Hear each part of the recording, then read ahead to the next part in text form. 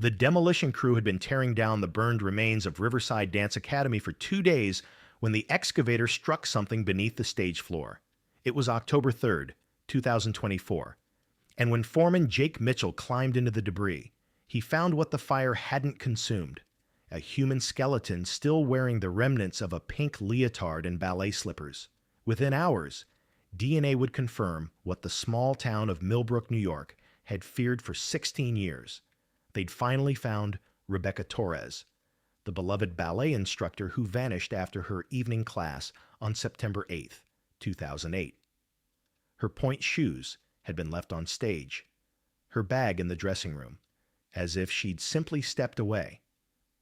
The truth was far more sinister. She'd been murdered and hidden beneath the very stage where she'd taught hundreds of children to dance, and the killer had been watching the search efforts from a front row seat, the quiet, awkward son of the studio owner. Jake Mitchell was an experienced demolition contractor at 48 years old. He'd been born and raised in Millbrook and had known Riverside Dance Academy since childhood. His sister had taken ballet lessons there. Now, after the July 2024 fire, he'd been hired to demolish the building. The fire had started from an electrical short circuit and had devastated most of the building. The insurance company had decided the building couldn't be restored. On the morning of October 3rd, Mitchell and his crew were dismantling the stage area. The wooden stage had hosted years of dance performances, but now looked burned and fragile. The excavator operator heard a metallic sound while lifting the floorboards. "Stop!" Mitchell yelled. "There's something there." They began clearing the debris by hand. Beneath the stage was an area that should have been empty, but it wasn't. Mitchell held his flashlight and looked inside. The first thing he saw was fabric, pink, burned but still recognizable. Then something white, like bone.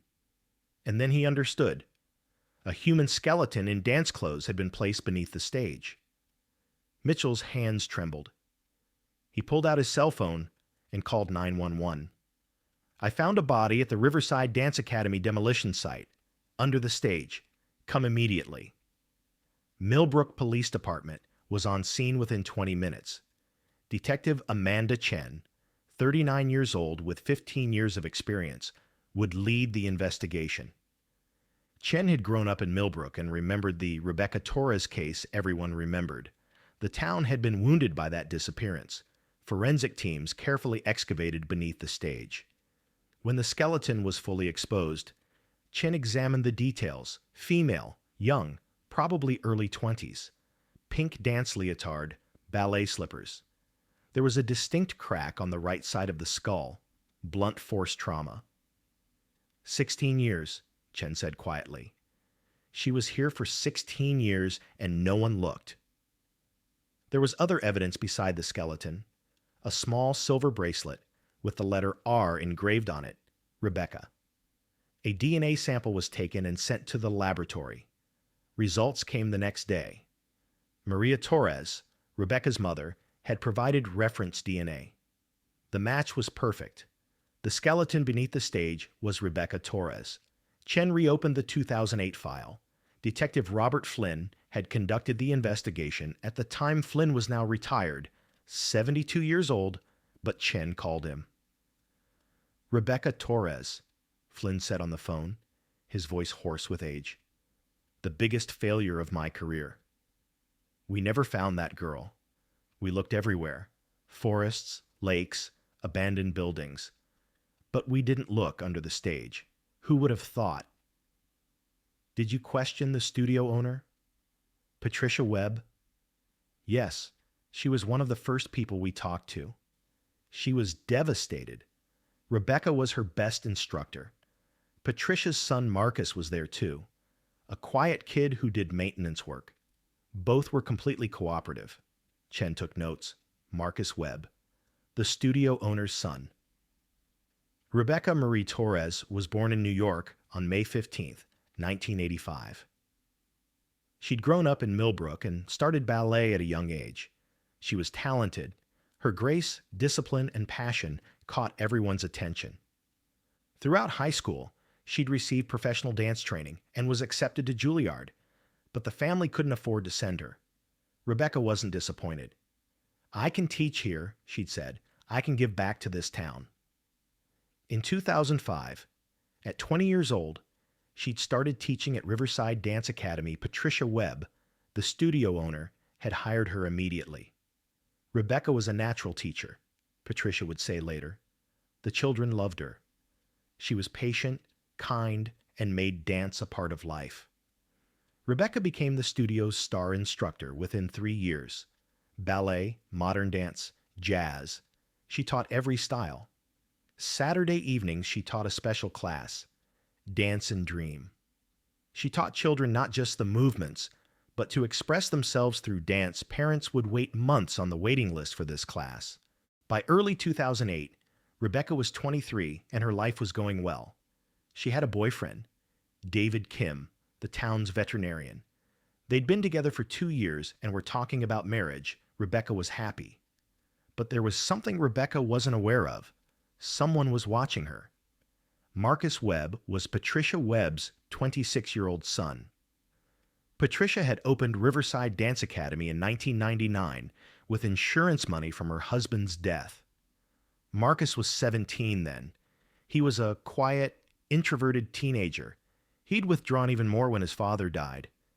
He hadn't learned to dance. He was too clumsy. His social skills were weak. But his mother had hired him.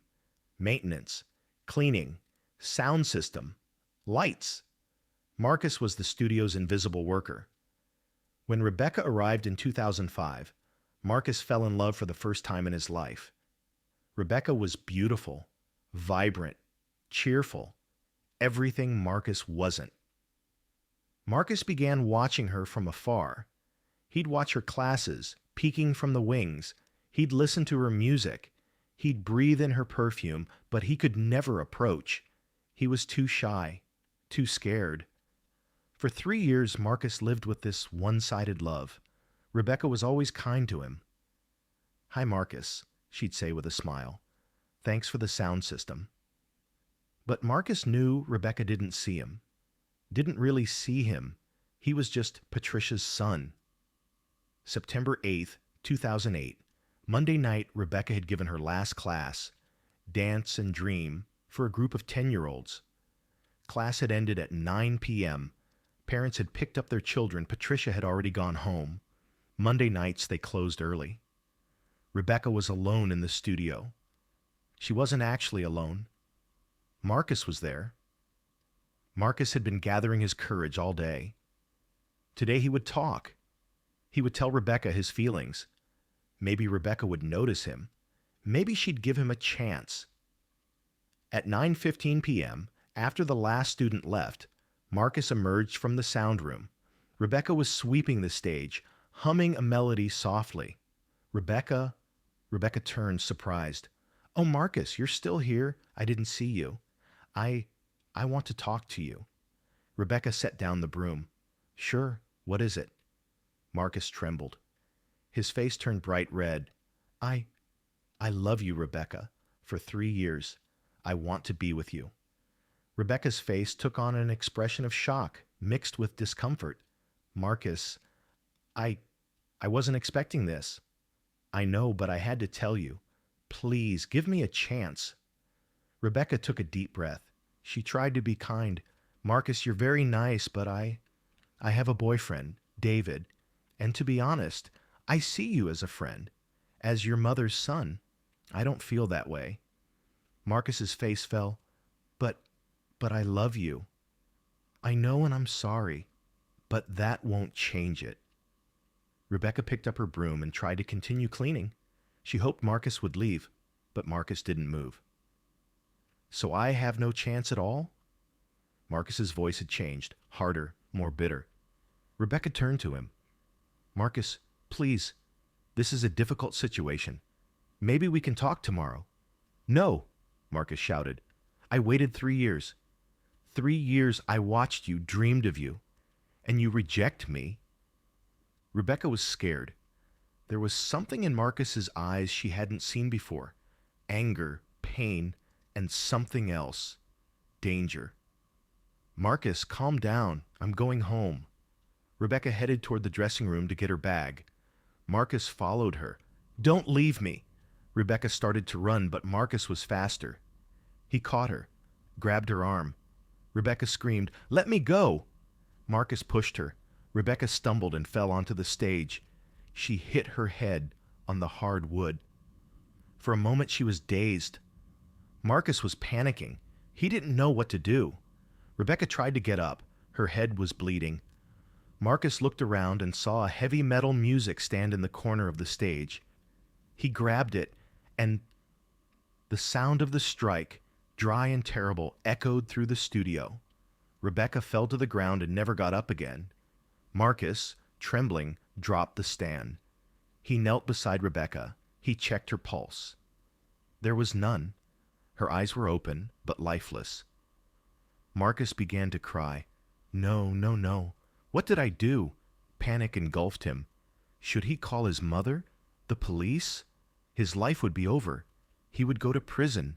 He would lose everything. In that moment, Marcus made a decision. He would hide the body. He knew beneath the stage. There was a space there where they stored old sound equipment. He could lift the floorboards. He could put Rebecca there. No one would look there. It took 2 hours. Marcus carefully placed Rebecca's body beneath the stage.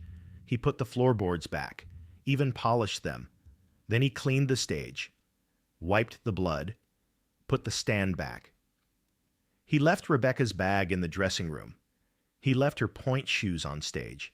He made it look like Rebecca had just stepped away for a moment and would return. It was nearing midnight. Marcus turned off the lights, locked the door, and went home. The next morning, David Kim called police. Rebecca hadn't come home. Police came to the studio, searched everywhere. They saw the stage. They saw the bag. They saw the car. But they didn't look beneath the stage. Why would they? Marcus was questioned. He cried, looked devastated. She was my friend, he said. Who would do this? Detective Flynn had believed him. Marcus looked harmless, quiet, introverted, no history of violence. Days turned to weeks, weeks to months. Rebecca wasn't found. The family hired private detectives. The reward fund reached $50,000. There was no trace. Patricia Webb kept the studio open. This is what Rebecca would have wanted, she said. Marcus continued working, quiet, invisible, walking over Rebecca's grave every day. Every year on September 8th, the town would hold a memorial service. At the studio, on stage, candles would be lit. Maria Torres, Rebecca's mother, would always come. Marcus would come too. He'd look respectful, look sad. I miss Rebecca, he'd say to Maria. She was special. Maria would hug him. Thank you, Marcus. It means so much that you remember her too. 16 years passed this way. Marcus turned 42. His mother, Patricia, died in 2020. Heart attack. Marcus inherited the studio. Now he was the owner. Every day he'd step onto that stage, give lessons. He'd now hired a few instructors. And he knew exactly where Rebecca was. But in July 2024, everything changed. An electrical short circuit caused a fire. Marcus wasn't home. The fire started at 3 a.m. The fire department couldn't save the building. The fire destroyed everything. Almost. Marcus panicked. Would the fire expose the body? But no. Beneath the stage was largely protected. The fire had concentrated on the upper floors. Marcus relaxed. But then the insurance company made its decision. The building can't be restored. It must be demolished. Marcus couldn't object. The demolition crew came in October, and when Jake Mitchell's crew dismantled the stage, the 16-year secret came to light. Detective Chen began working with genealogy specialist Dr. Sarah Kim. Trace DNA found on Rebecca's bones, probably from the killer's skin cells during the attack, was analyzed. A profile was created. Dr. Kim uploaded the DNA to public databases. 3 weeks later, A match came. Second cousin. A family tree was built. It took 6 weeks. In November 2024, a name emerged: Marcus David Webb. Chen wasn't surprised when she read the result. The studio owner's son, quiet, awkward Marcus. He was always there, always in the shadows. A court order was obtained. On November 15th, 2024, Chen arrived at Marcus's house. She knocked on the door. Marcus answered. He was 42, his hair had thinned, his face was pale. When he saw Chen, his color drained. "Marcus Webb, you're under arrest in connection with the murder of Rebecca Torres." Marcus paused for a moment. Then his shoulders dropped, as if a 16-year burden had been lifted. "Finally," he said. "It's finally over." At the station, Marcus requested an attorney. But after meeting with his attorney, he decided to confess. 16 years, he told Chen. "Every night I see her in my dreams. Every day I step onto that stage and I know she's there. I can't carry it anymore." His confession was detailed. That night, the emotional outburst, the accident, he told everything. "I didn't plan to kill her," he said. "I just got angry, lost control, a moment of rage." "But you hid the body for 16 years. Marcus bowed his head. "I was scared of losing everything with prison. That was selfish, I know. But I couldn't think in that moment." "You attended memorial services. You lied to her family." Marcus began to cry. "I know. That was the worst part. Maria would come every year. I'd tell her I miss Rebecca, and she was lying below. I'm a monster." Chen asked the question, "Are you remorseful?" "Every second, every day. I've been living in hell for 16 years. But Rebecca's hell didn't end. She died. And I caused that." When the news spread, Millbrook was shocked. Quiet Marcus, the dance studio's son, was a killer. For 16 years, the town had trusted him. Maria Torres, Rebecca's mother, gave a press statement. Her face was tearful, but her voice was strong.